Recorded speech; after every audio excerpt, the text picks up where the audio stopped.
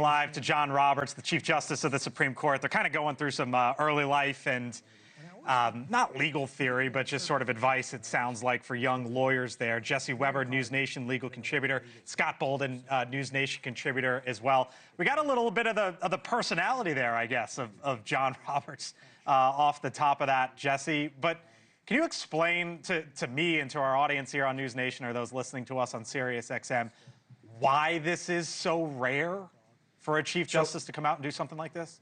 So first of all, justices don't like to speak out. They are in a very unique position where their words can be used against them for any of the major decisions they ultimately issue, including the Chief Justice here.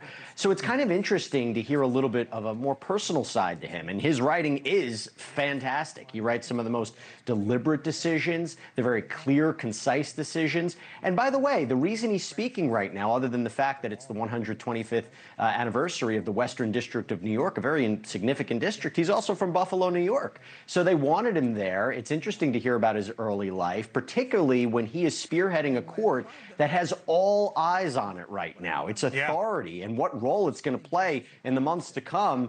So do you think we're going to get some? Do you think we're going to get some headlines here coming up of Chief Justice says blank about Trump administration?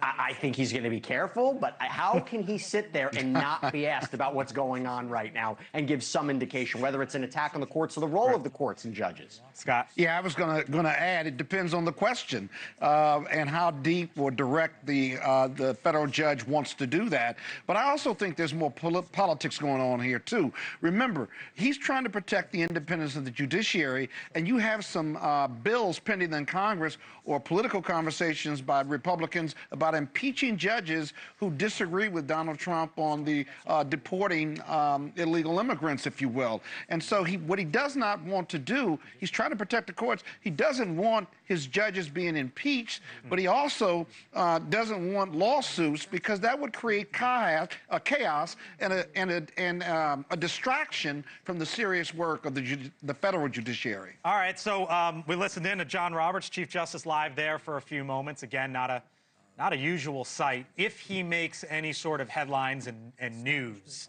here in the upcoming at least 23 minutes, I'll pass it along to you, what the Chief Justice said. Jesse Weber, NewsNation legal contributor. Scott Bolden, hang around, sir. Jesse, thank you. Thank you.